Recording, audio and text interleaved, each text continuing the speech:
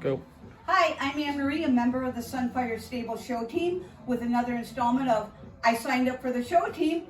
What's next? Today I am so excited to be here at Jamie's Saddle Restoration and Repair with Jamie Lynch, who does exactly what the title says. He does saddle restoration and repair. I'm here today with saddle number 6 and saddle number 7 that he's done.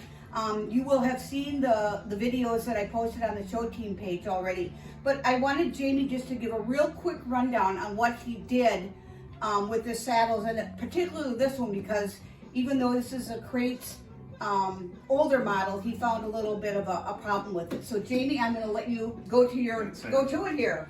So what I do is when the saddles come in, they're completely taken apart. I'm actually working on a bighorn saddle right now, so this will probably be better for the video. On Anne's saddle, when I took that saddle apart, I opened up the jockey on it. In where the tree was and through the ground seat, they'd actually tacked the bottom of the skirt on with nails. There was a nail sticking up, and it was actually digging into the bottom part of that jockey that way. So over time, as Anne would have rode in it, it would have slowly started to wear that nail head through there that way, or the post on it. You know, that explains some bruises and some discomfort, and I that was so Sure, so you good to could have feel found it that way. Yeah. I would have never noticed it if I wouldn't have taken the saddle apart and Okay. cleaned them. And I get that a lot with people that ask me, you know, once they're taken apart, I can inspect every part and piece of them that way. So I can check and inspect the stirrup leathers, the buckles, everything that way. So it takes quite a bit more time to do them that way, but at least, you know, when you're getting them back, they're completely safe. So they get taken apart. This one's been cleaned. It'll dry for about maybe 10 to 12 hours. Usually they dry overnight. Then they get a coat of oil on them. Then they get conditioned. Put all back together, and then they get a finish coat and a protective coat on them that way. That gives them that little bit of gloss to them, or showroom shine. So exactly. So when I get it back to the barn, it's going to get a blanket over. And I see that you had stirrup turns in it to help with the stirrup leathers, especially being conditioned and oiled now. They're a bit more flexible. So, and then what about the Stubben? What did you think of that? Stubben's a great saddle that way. I actually used to sell those years ago when I worked for Keenan. Yes, so, yes. Yeah. I love the two-tone color of it and everything. The Imperator, so yeah. Unique. Yeah. Yeah. Have you seen many of those? No, I'll show you something here quick now that I think of it. I have. You have the books from way back. From way back when in the 80s, when they actually started coming out with that style on them. So I'm sure that saddle is pictured in here somewhere. Right there. There it is. Oh, So, wow.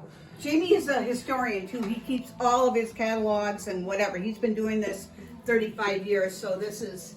Well, it helps me that way to make sure that I'm restoring them back to what the original showroom style would have been that way. Well, and I was going to ask you about dyeing this, but I wasn't sure how that would go, so I think this is going to be spectacular. Yeah, for I what wouldn't it is. recommend dyeing it at all. Okay, no. okay. It Well, I definitely decrease the value of the saddle as far okay. as resale value. Okay. I very seldom ever dye any saddles Okay. that way. It's really hard to get the color set in the dye that way so that it doesn't bleed off. There's certainly people out there professionally that do it, but I am not one of those. So no. Well, I have a little time before I can get in the saddle. I see the surgeon next week, and I've got to do a little bit of fast talking and smooth talking to let me get back on my horse. So, well, any words of wisdom, any information that you can give us if people want to get a hold of you, or? Unfortunately, I'm not taking any new new clients, so I'm a lucky one. You're a lucky one that way. I have been overwhelmed with the response of people that have been supportive of my small business that way. I have about a 6-month waiting period that way for clients to get a saddle in for an appointment to get them done.